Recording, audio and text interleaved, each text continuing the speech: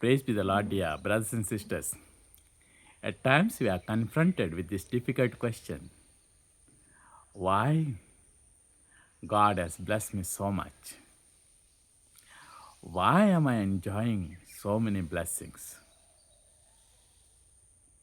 At times we see others, a particular person, being blessed by God so much, his ministry being blessed by God so much, his anointing so much, whereas the other, where is the justice of God? Why he has not equally distributed his blessings to all? A difficult question, isn't it? And we, the intelligent human beings, the rational human beings as defined by philosophy, we try to figure out the answers for these difficult questions through our human mind, human logic, human philosophy, human laws, human social science, psychology, whatever you say. But these are the things pertaining to God. This is about God. And human being has no capacity to understand by himself the mysteries of God unless the mystery is revealed. As far as this difficult question is concerned, the mystery is revealed. It is not a hidden mystery. Maybe at times you are not paid attention to the revelation. That is our problem. So let's turn to the revelation. Romans chapter 9, verse 10 onwards, we have the answer for this question. The answer is so simple and answer is so easy. Something similar happened to Rebecca. We are reading Romans 9, okay, Romans 9, verse 10 onwards. Something similar happened to Rebecca when she had conceived children by one husband, our ancestor Isaac. By one husband. Underline that word, one husband. Same mother, same father, and twins. And everything is same. So this word same is also important. Same. One husband is important. Twins important. Same mother is important. Okay? Verse 11.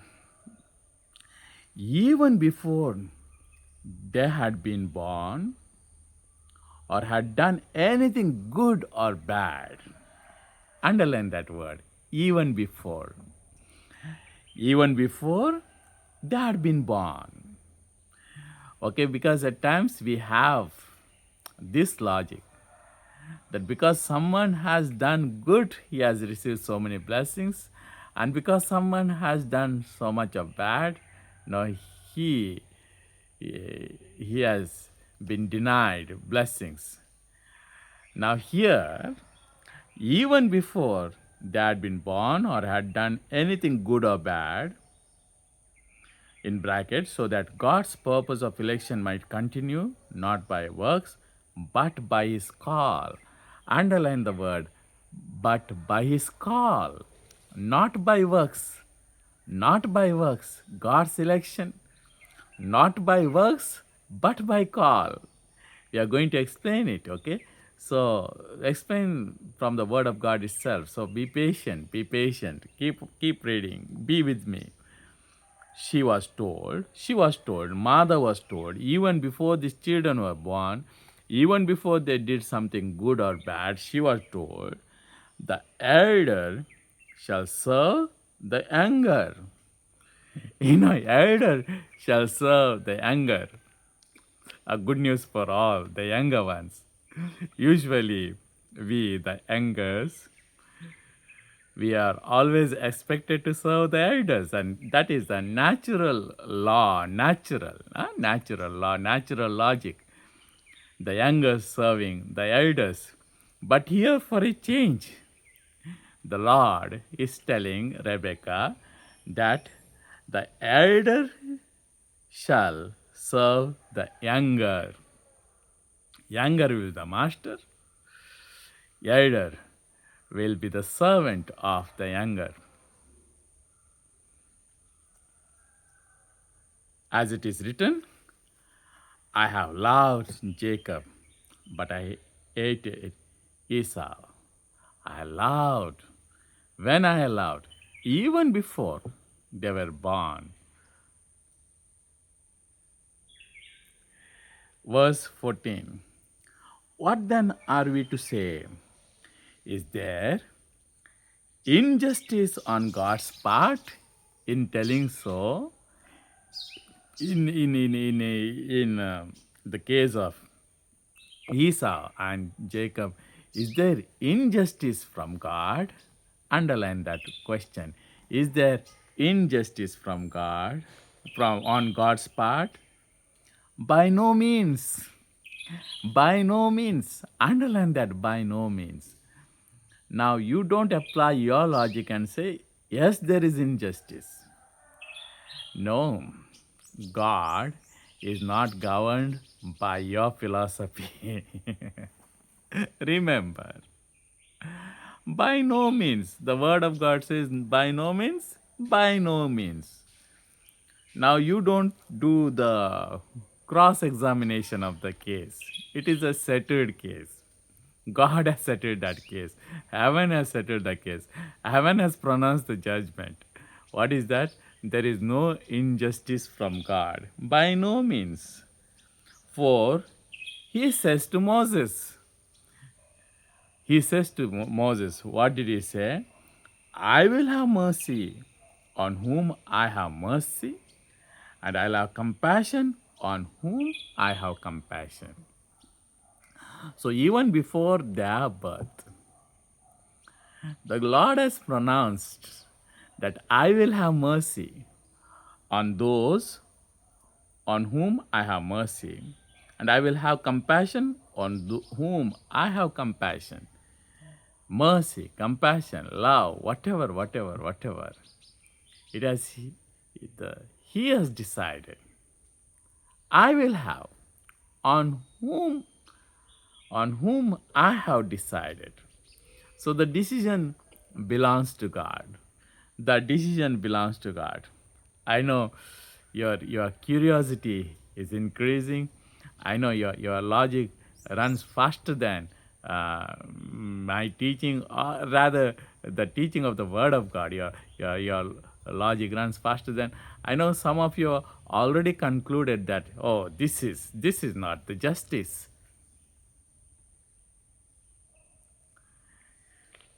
Let's patiently wait upon the Word of God. Let the Word of God minister to our minds, minister to our logic, minister to our emotions. 16.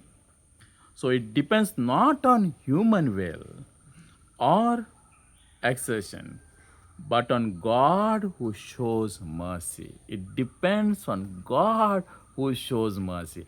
Underline, depends on God. Depends on God. We are there is certain rebelliousness in us, isn't it? Ever since the sin committed by Adam and Eve, there is certain rebelliousness runs in us. We are not ready to accept God's logic. That is the rebelliousness. Okay? But from God's part, it is very clear. It depends not on human will or exertion, but on God who shows mercy. For the scripture says to Pharaoh, I have raised up for the very purpose of showing my power in you, so that my name may be proclaimed in all the earth. God hardened the heart of Pharaoh. We have read that, isn't it? The Lord hardened the heart of Pharaoh, we have read. So God hardened. Many times they ask this question, if God has hardened the heart of Pharaoh, now how Pharaoh is responsible for, for his hard-heartedness?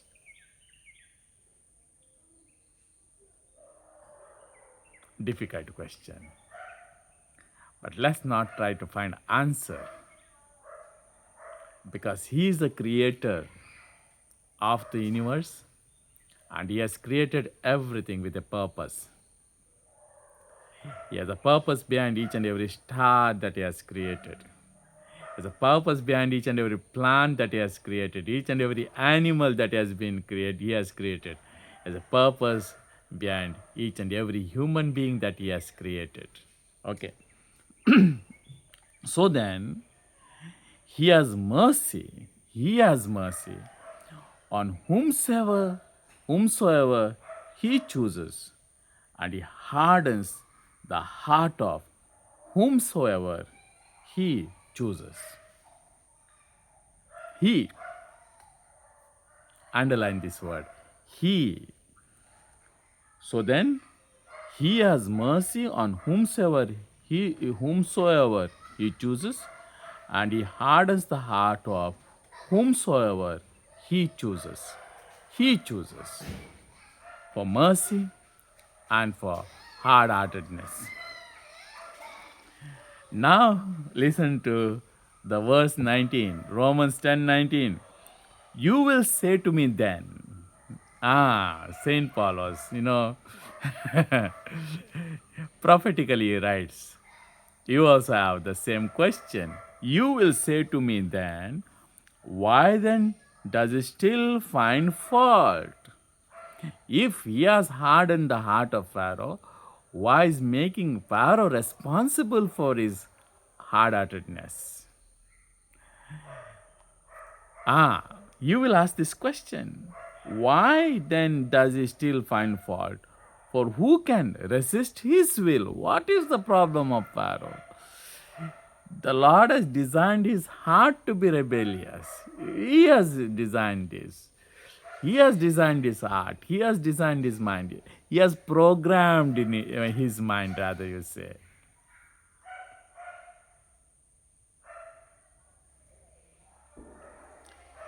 But who indeed are you, a human being, to argue with God? If you underline the earlier sentences 2 times, 3 times, 5 times, underline this sentence 1,000 times. That is verse 20. But who indeed are you, a human being, to argue with God? 1,000 times you underline, and 2,000 times you underline the word argue. Don't argue with God's logic. This is not for argument.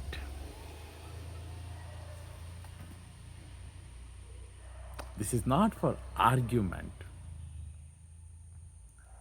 This is not to argue whether God is right or wrong. This is not to pronounce a judgment on God.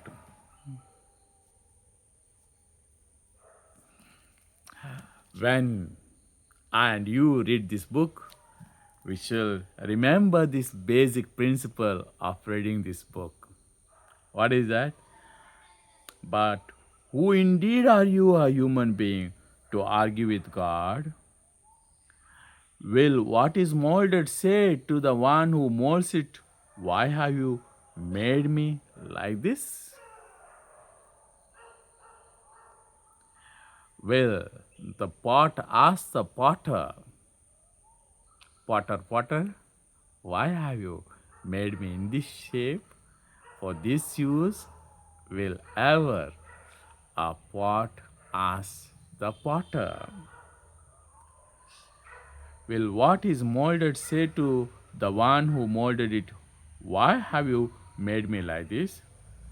Has the potter no right over the clay to make to make out of the same lump one object for special use and another for ordinary use?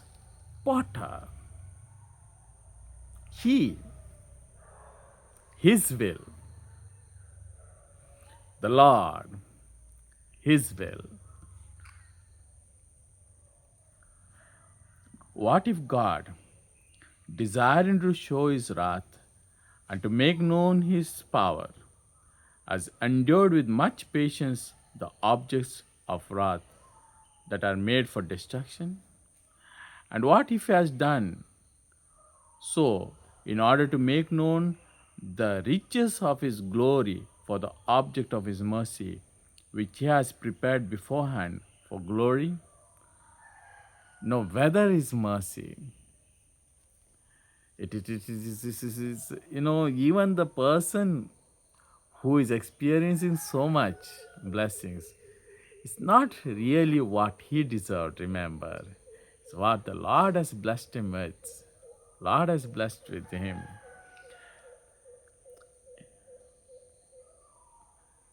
Okay. 24. Including us, whom he has called, not from the Jews only, but also from the Gentiles, as indeed he says in Hosea, those who are not my people, I will call my people, and her who was not beloved, I will call beloved.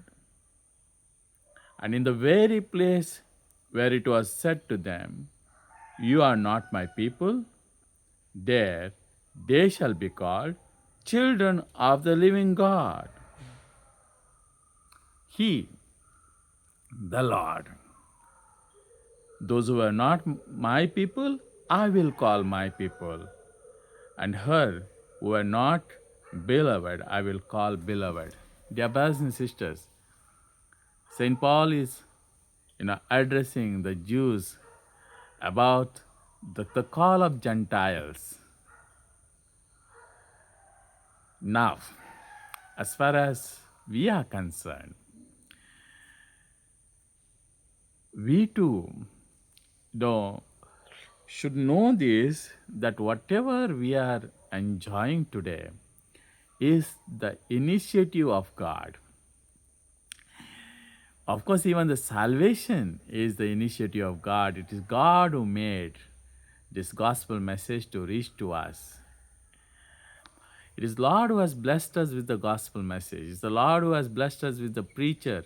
It's the Lord who has blessed us with the community of the believers. It's the Lord who has blessed us with the community of those who worship Him.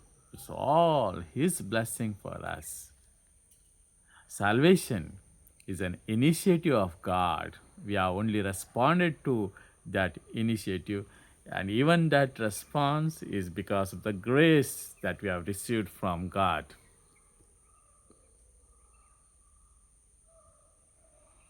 And what should be our attitude if we have received so without any of our merits? Thanksgiving, a heart of gratitude, being so very humble that it is not me, it is not me, it is not my works, it is not my merit, but it is He who has blessed me with this beautiful blessing of belonging to Him, of having the fellowship with Him, of enjoying His blessing, enjoying His graces, enjoying the fellowship of the Holy Spirit, the heart of gratitude. Thus, as far as we experiencing His graces is concerned, as far as the others who are not experiencing this, then what should be our attitude? Look down upon them, consider them as, unworthy. We are worthy because we have received the blessings, and they unworthy. No. Compassion and the intercession. Remember this. If the Lord has shown the compassion on me and has poured all these blessings upon me, my attitude with the rest of the humanity should be the attitude of compassion for them and the attitude of intercession. So the heart that, Lord, Father God, whatever blessings that I have received should be their blessings as well. Father God, what are the blessings that I am enjoying? It should be the blessing of my father, it should be the blessing of my mother, it should be the blessing of my brother, it should be the blessing of my neighbor, it should be the blessing of my all in my parish, all in my diocese. It should be the blessing of all the Catholics. It should be the blessing of all the Protestants, all the Pentecostals. It should be the blessings of everybody, each and everybody.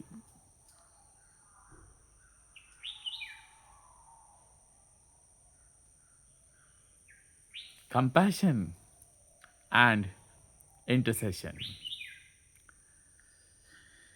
Gratitude, compassion, intercession. And Isaiah cries out concerning Israel, though the number of children of Israel were like the sand of the sea, only remnant of them will be saved.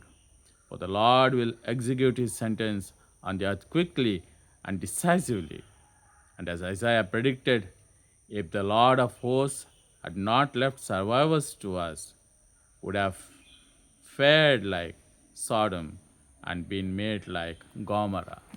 Okay, if the Lord has not spared us, if the Lord has not protected us, if the Lord has not saved us as remnants, dear brothers and sisters, in this world of darkness, in this world of sin and temptation, the Lord has, protected us as the remnant. Of course, the story of our disobedience is a different thing. But from God's side, He has been so faithful. You know, though we hear the good news again and again, and though we are falling again and again, the Lord and His mercy, yes, He has preserved us. Oh, what can we say about this mercy of God? He would have so easily said that enough with this person, enough with this Wilfred, enough giving opportunities to him, enough giving, the training to him, enough the opportunity for confession and repentance, enough the opportunities for retreats and workshops. Now, enough of Wilfred. Why Wilfred? I will leave him and I will move on with the other people. No, the Lord has been so compassionate. Only because He has saved, He has protected, I'm still continuing with Him. It's not my achievement. It is the Lord. Getting darker, I'm not using any lights. I'm in the open air, so getting darker. I hope you are able to see the face clearly. Anyhow, so dear brothers and sisters, God's logic is so very clearly revealed to us. If He has shown mercy to us, not because of our merits, it's according to His plan. About those who are not received such blessings from the Lord, we have a responsibility. Those of us who receive the blessings, we have a responsibility. What is this responsibility? That to make available these blessings to all. God has made the provision for it. Through us, these blessings to be infused into others' lives freely. is given to you, you give it freely to the others, the Lord has said. He has not put any restrictions. He has not said you don't give to him, you don't give to him, you don't give to this caste, you don't give to this religion, you don't give to this person of this economic status. Don't give it to he has not put any restrictions. He has given the treasure in our hands, and he has said that freely it is given to you and you give it freely. So there is no question of telling that the Lord is, Lord has partiality. No. In electing me, it is not, it is the partiality. Rather, in electing me, He wants to distribute His graces to all, to the rest of the humanity. To what extent am I open? That's the question mark. It's not about whether God is willing to bless all or not willing to bless all. The question is to what extent I have increased the capacity of my soul to bless the nations. No. If I and you are called, we are called with a tremendous responsibility. Yes, it is a privilege. At the same time, this is a responsibility. In theology classes, we heard about the indicatives and imperatives. Our blessing is an indicative. That's what the Lord's initiative for us, the indicative. But there's an imperative, a responsibility, something we must do in response of this blessing. And what is that? This blessing has to be shared to the rest of the humanity by us, by me, by you. St. Paul, one person touched by the Lord, one person. Peter, one person. James, one person. Stephen, one person touched by the Lord. They are distributing the graces to the humanity. Even today, after the death, of theirs 2000 years ago, they died and they are gone, but they are still ministering to the humanity by their words, by their ministry. The ministry what they have done 2000 years ago, it is not stopped, it's continuing even today. If you and I decide to surrender our lives to the designs of God, the ministry that we begin today, it will carry on for the generations and generations. Such a blessing. We are so privileged to distribute the blessings of God to all. Dear brothers and sisters, let's close our eyes for a second.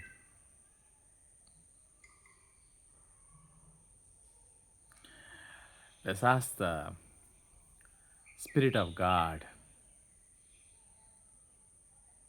to touch our minds, to touch our hearts, touch our bodies, touch our families, touch our finances, touch all our belongings.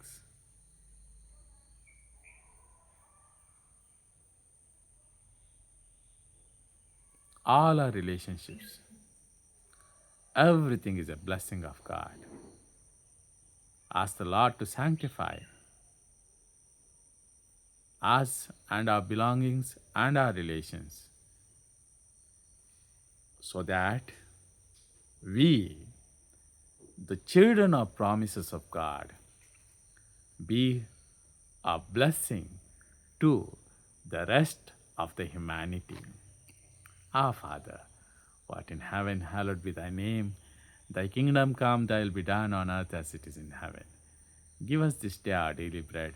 Forgive us our trespasses as we forgive those who trespass against us. And lead us not in temptation, but deliver us from evil. Amen. Hail Mary, full of grace, the Lord is with you. Blessed are you among women. Blessed is the fruit of thy womb, Jesus. Holy Mary, Mother of Christ, our Savior, pray for us sinners, now and at the hour of our death. Amen. All glory be to the Father, and to the Son, and to the Holy Spirit, as it was in the beginning, is now, and ever shall be, world without end. Amen. Jai Christ. May the Lord bless us all. Amen.